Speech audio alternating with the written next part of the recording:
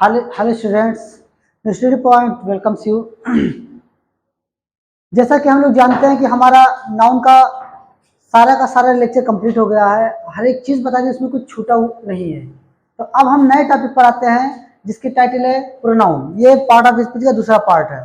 एक तो बता दिया है नाउन, दूसरा प्रोनाउन है। तो आइए सबसे पहले हम जानते हैं कि प्रोनाउन कहते किसे हैं।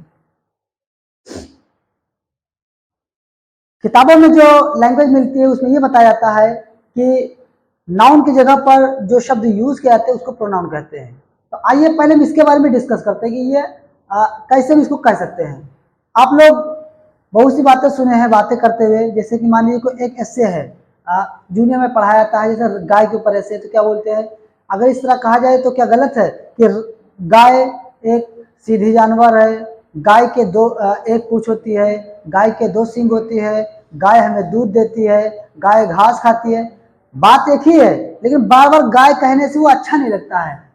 तो हम क्या करते हैं, इस गाय को बार बार कहने से मतलब ये है कि हम सारी गायों को, एक गाय को छोड़कर सारी गाय वर्ड को हटा देते हैं और उसकी जगह पे हम लगा देते हैं क्या, गाय एक अच्छा जानवर है, ये हमें दूध देती है, ये घास खाती है, इसके 2 पैर होते हैं, इसके 2 सींग होती है, बाबा कहते हैं। तो अब देखिए, पहले गाय गाय कह रहा था, अब गाय गाय नहीं कहता, गाय की जगह पे यह कहता हूँ या तो इसके उसको ये सब कहता हूँ। तो यहाँ पर देखिए, जो गाय की जगह पर यह, इसका उसका ये जो भी कहा है, इसी को हम प्रोनाउन कहते हैं, ताकि वो जो बार बार नाउन यूज करने से क्या होता है, बेकार लगता है, सेंटेंस अच्छा नहीं लगता है। उस सेंटेंस को अच्छा बनाने के लिए, इम्फैटिक बनाने के लिए, प्रभावित करने वाले सेंटेंस बनाने के लिए हम प्रोनाउन का प्रयोग करते हैं। तो आइए हम बात करते हैं डेफिनेशन की। डेफिनेशन आप लोग पहले से जानते हैं। डेफिनेशन क्या है, नाउन सिंपल लैंग्वेज में क्या होगा,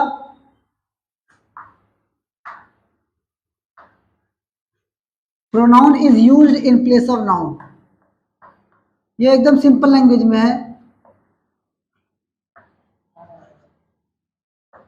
एग्जाम्पल ले सकते हैं, स्पीकर जो है यानी बोलने वाला अपने को क्या कहता है, अपने को 2 ही चीज कहता है, चाहे लड़का हो चाहे लड़की, सबके बात कर रहा हूं, या तो वो अपने को मैं कहता है या तो हम कहता है। चाहे वो लड़का हो तब भी मैं कहेगा, ये कहेगी, लड़का है तो मैं कहेगा, लड़की है तो हम कहेगी, लड़का है तो हम कहेंगे। तो बोलने वाला अपने को क्या कहता है, वो कहता है मैं या हम।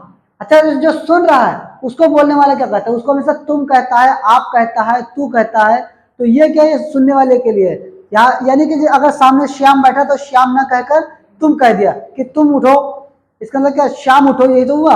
तो यहाँ पर श्याम के लिए तुम का प्रयोग किया है, तो ये भी आपका प्रोनाउन है। इस प्रकार से अगर हम देखें तो आपके बेसिकली क्या कहते हैं, 7 आपके मिलेंगे प्रोनाउन जो खास है, मेन है।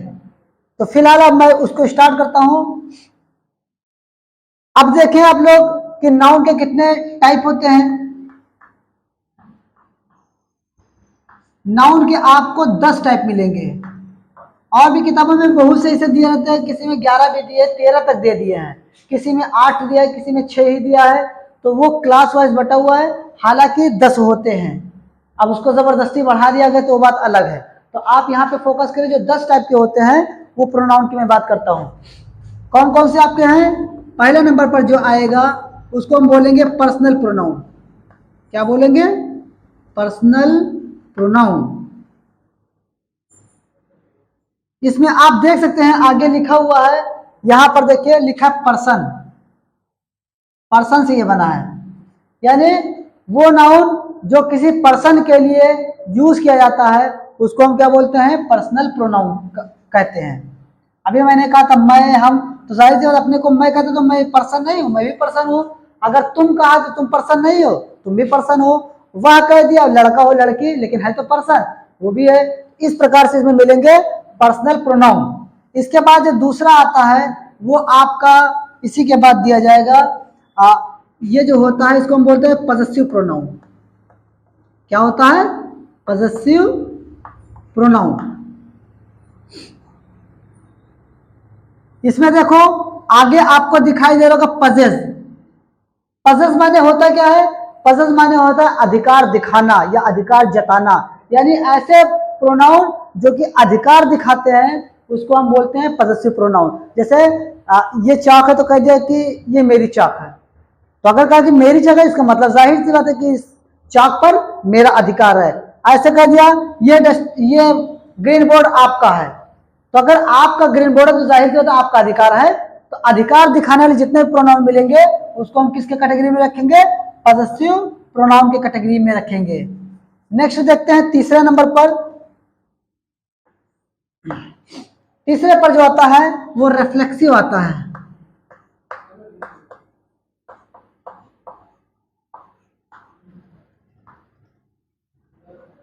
रिफ्लेक्सिव जो है ये रिफ्लेक्ट से बना है, एक वर्ड है रिफ्लेक्ट। रिफ्लेक्ट का मतलब क्या होता है कि किसी चीज पर कोई चीज डाला जाए और उसका वहां से होकर उसका प्रभाव कहीं दूसरी जगह चला जाए। जैसे आपने देखा होगा कि जैसे जब सूरज की रोशनी आती है और उस पर हम उसके सामने आईना रख देते हैं तो क्या होता है? सूरज की रोशनी आती है, आईने पर पड़ती है और पड़ने के बाद किसी तरफ और चली जाती है। इसको बोलते हैं रिफ्लेक्ट को होना। तो यहाँ पर रिफ्लेक्सिव रिफ्लेक्ट से बना है। इसमें ऐसे प्रोनाउन आएंगे कि हम अगर किसी दूसरे इंसान के लिए कुछ करें और उसका असर उस पर ना पड़ करके डायरेक्ट हम ही पर पड़ जाए तो वो आपका रिफ्लेक्सिव प्रोनाउन में आएगा। जैसे मान लीजिए कि हम किसी को गड्ढे में गिराना चाहते हैं, गड्ढे खोदा तो पता चला कि हम उसको गिराने के चक्कर में वो तो नहीं गिरा, हम भूल गए, हम उल्टे ही गिर पड़े। तो इस टाइप का होगा कि मतलब हम किसी दूसरे के लिए कोई काम करें लेकिन उसका असर उस इंसान पर ना पड़े, उससे पहले मुझे पर पड़ जाए, तो वो इसका मतलब वो रिफ्लेक्ट हुआ। वो जो एक्टिविटी है, वो एक्टिविटी जिसके लिए मैंने की थी वहां से वो रिफ्लेक्ट होकर हम ही पर आ गई। तो वो ऐसे जो प्रोनाउन है उसको हम रिफ्लेक्सिव प्रोनाउन कहते हैं।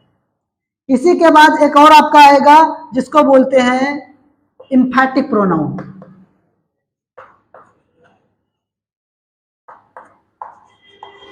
क्या है? एम्फैटिक प्रोनाउन। एम्फैटिक प्रोनाउन क्या है? इम्फेसिस से बना ये शब्द, ऊपर रिफ्लेक्ट बताते हैं, इम्फेसिस से। इम्फेसिस माने तो जोर डालना। तो यहां पर देखिए जब कभी किसी बात पर जोर डाला जाए तो वहां पर जो प्रोनाउन होगा उसको हम बोलेंगे एम्फैटिक प्रोनाउन। एम्फैटिक प्रोनाउन का मतलब जैसे मान लो जिम्मेदारी टाइप का हो जाता है। जैसे कहा कि मैं ये खुद ही सॉल्व करूंगा, यानी मैंने जिम्मेदारी ले ली कि इसको मैं किसी को छूने नहीं दूंगा, मैंने अपनी जिम्मेदारी लिए एक जोर डाला है अपने ऊपर। जैसे कहा ये तुम्हें खुद ही ये करना पड़ेगा, या खुद ही आगे मतलब जोर डाला जा रहा है। तो जो जोर डालने वाले जितने प्रोनाउन आएंगे उसको हम बोलेंगे एम्फैटिक प्रोनाउन। नेक्स्ट देखें आप लोग कौन सा आता है? नेक्स्ट होता है डिमॉन्स्ट्रेटिव प्रोनाउन।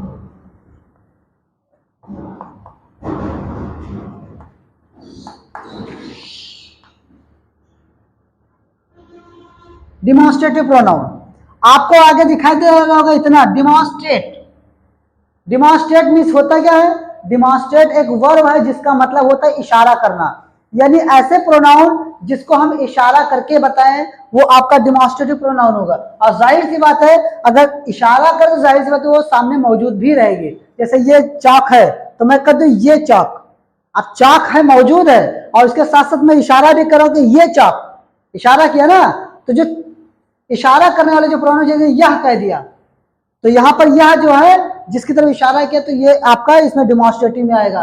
वह भी आ जाएगा, वो कहते हैं कि वो स्कूल जहां मैं पढ़ता था, अब ऐसे इशारा कर दिया तो वो भी आपका इस टाइप का आ जाएगा।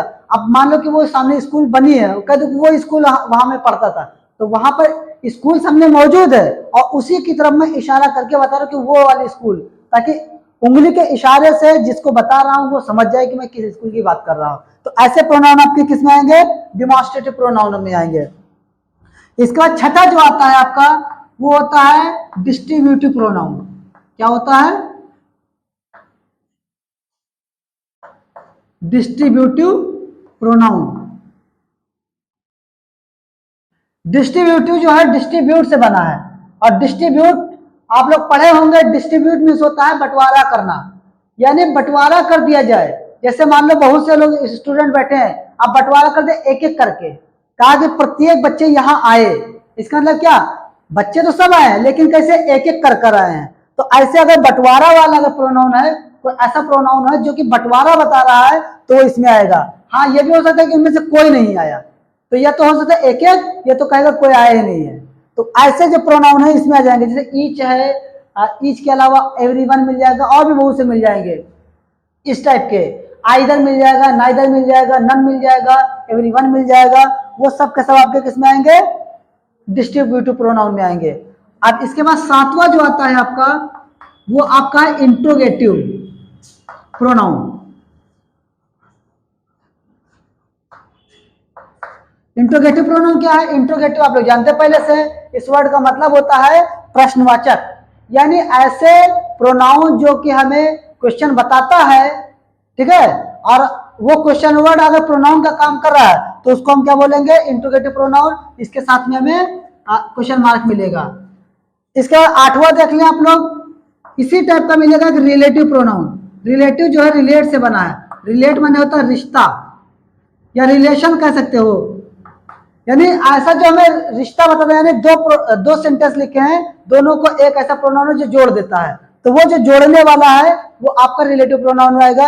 ये भी लगभग में इसी तरीके से रहेगा, लेकिन इसमें क्या रहेगा, ये जो है आगे लगता है, ये पीछे लगता है, लेकिन ये वाला जो है ये बीच में आएगा, कभी भी ना तो आगे आएगा ना तो पीछे आएगा, ये हमेशा बीच में आएगा। अगर बीच में क्वेश्चन वर्ड आ जाए तो समझ लो कि वो इंट्रोगेटिव ना होकर के रिलेटिव प्रोनाउन है।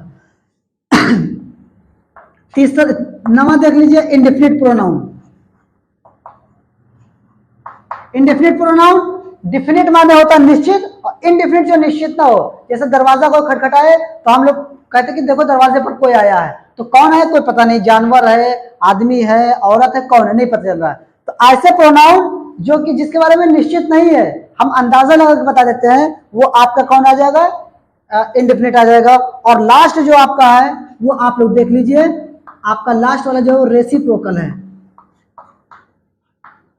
रेसिप्रोकल प्रोनाउन जो है इसका मतलब होता है आपस में, इसमें जो मीनिंग रहेगी, इसमें दो प्रकार के प्रोनाउन मिलेंगे, एक ईच अदर मिलेगा और एक वन अनदर मिलेगा। ईच अदर जो है दो लोगों के लिए लगता है और वन अनदर दो से अधिक लोगों के लिए लगता है। इसको अभी एक्सप्लेन करने के लिए कम से कम हमें 1.5 घंटे की जरूरत होती है। फिलहाल आज मैं इतना बता रहा हूँ, आपको अगर पसंद आया है तो आप लोग प्लीज लाइक करें, शेयर करें, कमेंट करें, सारी चीज करें। और इसको मैं ऐसे ही नहीं छोड़ूंगा, इसको मैं अभी आगे जो लेक्चर बनाऊंगा इसी पार्ट को मैं और एक्सप्लेन करते हुए चलूंगा। बहुत से इसमें वीडियो बनेंगे, लगभग में 10 या 12 वीडियो सिर्फ प्रोनाउन पर बनेंगे। आप लोग इसको बढ़िया से देखें और इसकी नोट्स भी बना लें और ज्यादा से ज्यादा शेयर करें, ताकि आपका जो फ्यूचर है वो उज्जवल हो जाए। Thanks for watching this channel, this video.